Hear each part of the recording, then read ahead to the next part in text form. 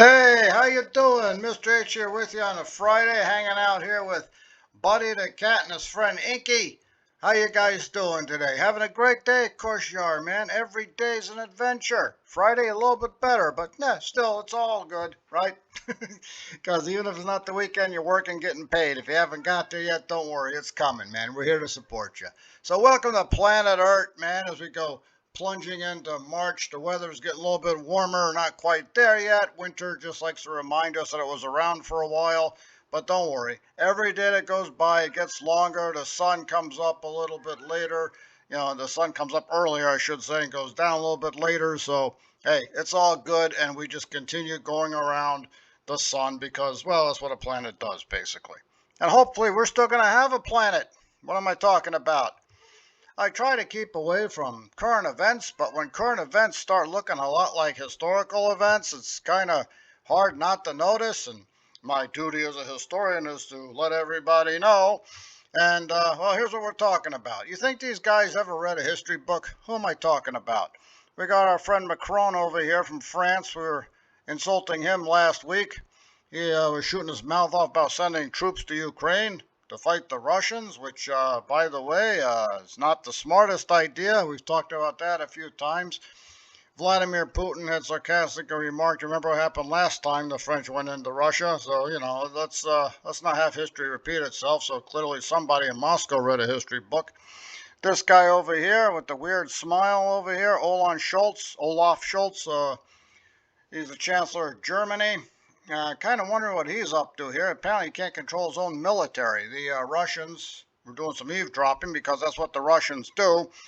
And two Luftwaffe Air Force generals were talking over an unsecured line, about a missile attack on the Crimea bridge, the one that connects Crimea to Krasnodar down in Crimea. Maybe they were just talking theoretically, I don't know, but when you put the word Luftwaffe and something about an attack in the Crimea, it brings up a lot of bad memories over in Russia. Were they just talking theoretically? We like to think that. Nonetheless, the Russians got it, they broadcast it, and Olaf is looking kind of like an idiot because no one in Germany really likes him. His popularity is dropping. So, so far, not looking too good as far as the quality of West European leaders are going. That brings us to Rishi Sunak over here of Great Britain. Another guy who apparently doesn't seem to control his military too well because the chief of the general staff was talking about need for conscription in Great Britain. Don't you talk to the prime minister about stuff like that? Not to mention Britain is not even ready for a war. I mean, they found out that a quarter of the Royal Navy ships aren't properly staffed. The British Army doesn't have any ammunition. I figure before you start screaming about fighting a world war with somebody, maybe you should at least be prepared for it. I don't know. Your buddy Mr. H just opining there. The reason I bring these guys up is, and I think it looks a lot like, the First World War, where a bunch of unqualified nincompoops, no idea what they're doing, led the entire world into a very, very bad war. Who am I talking about? See, even the same setup. Looks familiar, doesn't it? Over here, the main guy, Germany, Britain, France again. This is our main dude we're talking about, Kaiser Willy of Germany, formerly Wilhelm II. Yeah, just take one look at this guy. He needs some kind of intervention here. I don't know what, but definitely something's, there's a fuse box blown there someplace. Over here, striding confidently towards a world war, or what they called the Great War, because they didn't think anyone would be stupid enough to do it again, is Clemenceau of France. No idea what's going on, wants to fight the Germans to get back Alsace-Lorraine, and has absolutely no idea what is waiting in store for them. And up here is Henry Herbert Asquith. I got fun with that name. He's the Prime Minister of Great Britain. So France and Britain go plunging headfirst into war here with Germany, who got pulled into it because Austria had problems with Serbia. Exactly.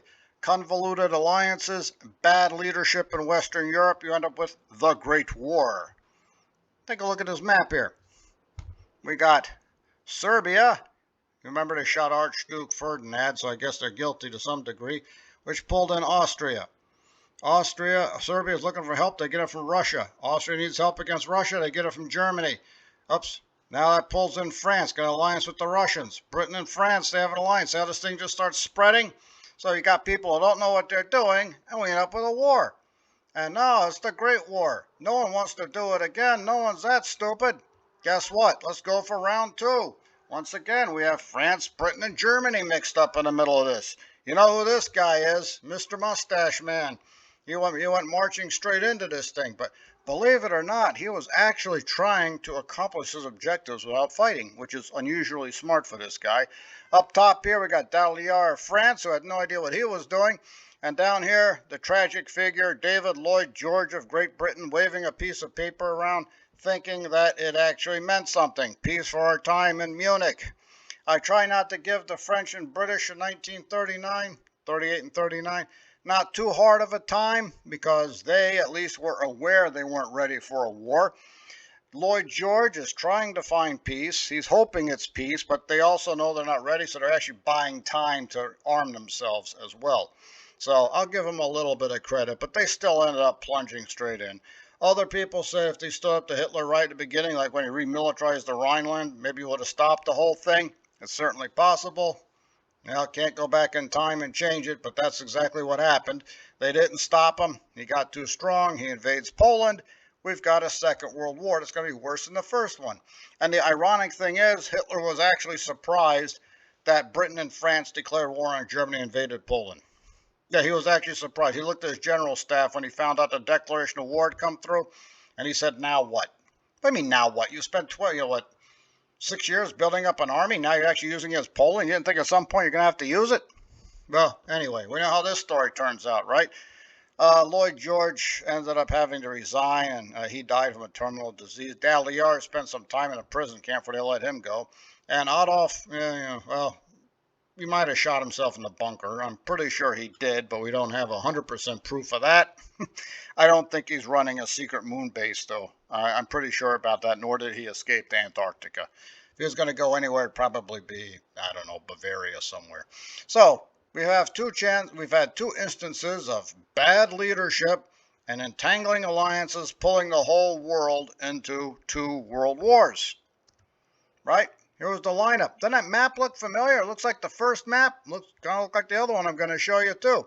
France and Germany on one side, Soviet Union on the other. You know how this thing turned out. France and Britain fought Germany. Later, Germany invades the Soviet Union. It puts France and Britain on. Puts Britain and Soviet Union on the same side. See, United States way up there. Yeah, so it's going to get big. It's going to get nasty. It's even worse than the first one. It ends with 2 nuclear weapons, albeit primitive, but still nuclear being used to end it. That brings us back to these idiots. Now, Britain and France have independent nuclear arsenals. The Soviet Union has independent nuclear arsenal. Germany does not. They could change if they wanted to, but I don't think anyone's talking about German nuclear weapons, given the history of that country. They were talking about rearming and becoming a military superpower again, which really scares a lot of people because unlike these 3 nincompoops, the rest of Europe has actually read a book or 2 at some point. So here we are. Are these 3 guys going to lead us into some kind of nuclear holocaust? I certainly hope not. But on the other hand, it will bring the disappointing human experience to an inevitable conclusion. But I don't want that to happen quite yet. Here's the map. See? Looks familiar, doesn't it? NATO and Russia, everybody in blue. Now look at France, way over there. Oh, look at this. The French are way over there. Ukraine is not blue. Did you notice that? So if France sent somebody there and something happened, it doesn't pull NATO in because it's outside the NATO area. NATO is a defensive alliance. France, please stop shooting your mouth off. Meanwhile, Russia doesn't like seeing NATO get closer to its borders. That's why they went into Ukraine, rightly or wrongly. That's what they're there for. I really hope that somebody gets a clue, or somebody tells these people or send this podcast to, somebody in Britain, France, or Germany, the leadership, and they listen. Now, on the other hand, if they do decide to go nuclear, it kind of works out for me because it's just a plug for my book, Heaven Steel. It is clinically proven to protect you from radiation. It is heavy enough to clobber radioactive mutants trying to come through the bunker door. And Mr. H gets a buck. It's over on lulu.com. It promotes indie authors like your friend Mr. H. It's coming over to, the other things later on, audiobooks and all that. It'll get there soon enough. But in the meantime, there it is. That's what it looks like. Buy it, smell it, taste it. Heaven Steel. So I was looking around at this guy earlier, right? Carnotaurus, or Carnotaurus. That's how they're supposed to say it. It means meat-eating bull. Does this thing actually exist? Excuse me. I was wondering about that because sometimes you take a look at an animal and you wonder why Mother Nature, who is a ruthless pragmatist, would actually design something like this. I'm not sure why a meat eater would have horns on top of its head. Look at these arms. You thought T-Rex had small arms. This looks even more pointless. It was discovered in 1984 in Argentina by a guy named, ready for this, Jose Bonaparte. Yeah. Sometimes I think the paleontology community likes to troll everybody. I mean, I'm really wondering. Anyway, Jose Bonaparte, no relation, he says, to the other guy back in France, 19th century, Pat, you may have seen him around someplace, says he's not related. He discovered Carnotaurus down in Argentina back in 1984. And like I said, I always wonder if this is a real animal or not because, to brutally honest with you, a lot of dinosaurs, they don't find complete remains. They find bits, they find pieces, and later on they're able to put it together. But Carnotaurus here, they think they found a fairly complete remains, so it appears it actually did exist. It's not the biggest meat eater, but it's big enough. As you can see, it could probably gobble down a human being, or at least take the front half off and come back later for the bottom. They found the skull first, and they kind of extrapolate from there. They found other parts that actually seemed to work. So, we're looking at about 24, 25 feet long, standing about 8 feet tall, maybe even 10, depending on how they reconstruct the legs. Again, I keep looking at those arms and wonder what it's there for. So like I said, not the biggest theropod on the planet, but big enough, right? It'll do some damage to a human being. Keep wondering about these arms, man. What's with the arms? It's really good for running, I guess. Very streamlined. Again, Mother Nature isn't in the habit of extemporaneous hood ornaments, So kind of wondering what the hands are all about. But speaking of hood ornaments, we got the horns on the head. Now, why would this thing have horns on the head? Based on the reconstruction, it has a very muscular neck. It might be more muscular, proportionally wise, than any other theropod. So maybe they use it to fight other of their kind, co-specifics they call them, in mating battles or fighting over the last piece of pizza, important stuff.